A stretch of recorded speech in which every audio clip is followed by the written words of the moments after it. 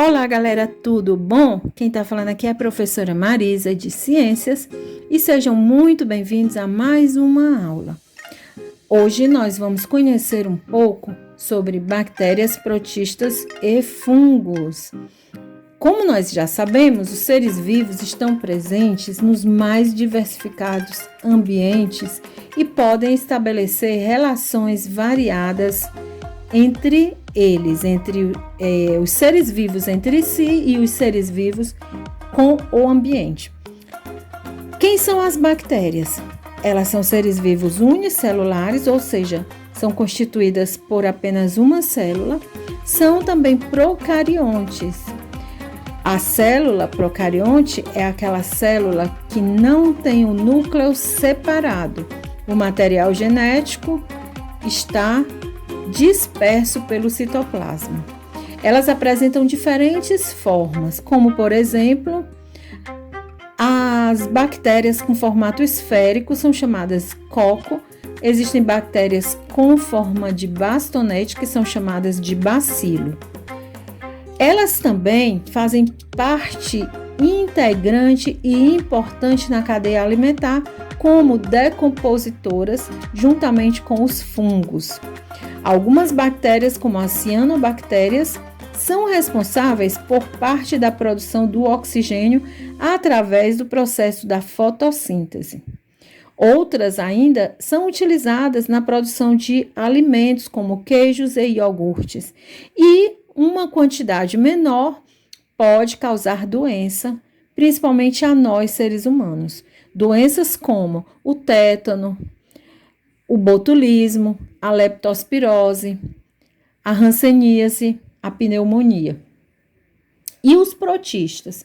Os protistas são um grupo bem abrangente, divididos em protozoários e algas. Os protozoários são unicelulares e eucariontes. Eucariontes são seres que possuem uma célula mais organizada, com um núcleo separado por uma membrana. O material genético fica guardado nesse núcleo.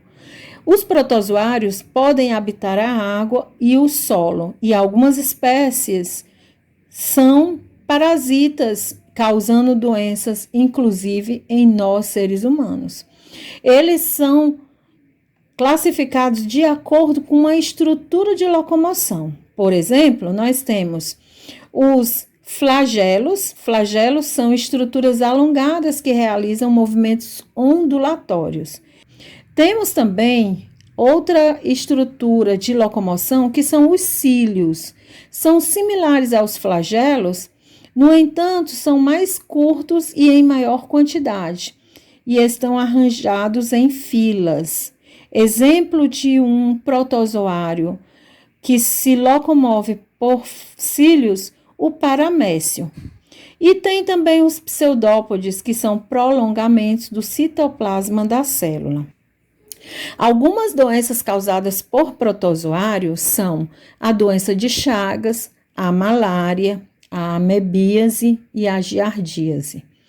Já as algas também são organismos eucariontes, podem ser unicelulares ou pluricelulares e formam um grupo bastante variado. As algas habitam principalmente em ambientes aquáticos.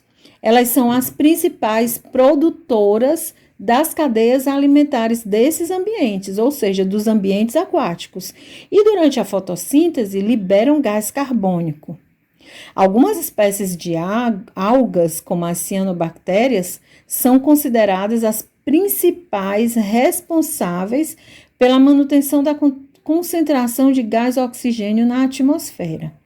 Esse gás é usado no processo de respiração de muitos dos seres vivos. Já os fungos são seres vivos eucariontes também, podem ser uni ou pluricelulares. Suas células são revestidas externamente por uma estrutura denominada quitina, que é uma proteína rígida e resistente, também presente em alguns animais. Eles não são capazes de produzir o próprio alimento. Exemplo de fungo, temos os bolores, que a gente conhece popularmente como mofo.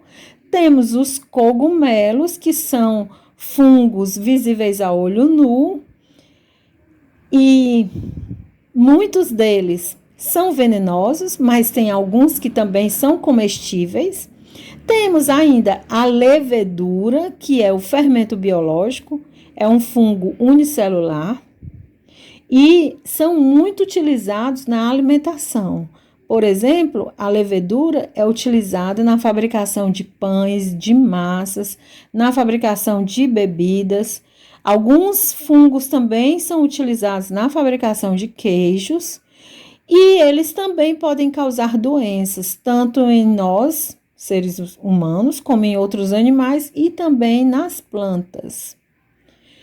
Ainda temos os vírus, eles precisam de uma outra célula para se reproduzir.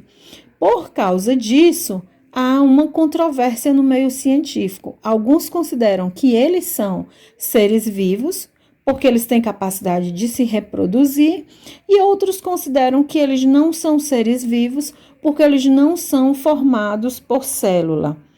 Embora a classificação dos vírus seja controversa, estudá-los é muito importante. Por quê? Porque os vírus, eles causam muitas doenças em nós, inclusive a atual pandemia que nós estamos vivendo, né? O coronavírus é um vírus, então é importante estudá-los, conhecê-los e conhecer as doenças causadas por eles. Então, povo, é isso. Todos esses seres vivos aí fazem parte da nossa vida, estão ao nosso redor, estão sempre em contato conosco, causando muitas vezes benefícios e outras vezes causando algumas doenças. Portanto, é muito importante conhecê-los. Ficamos por aqui. Um grande abraço para todos. Se você gostou, curte esse vídeo. Até a próxima aula.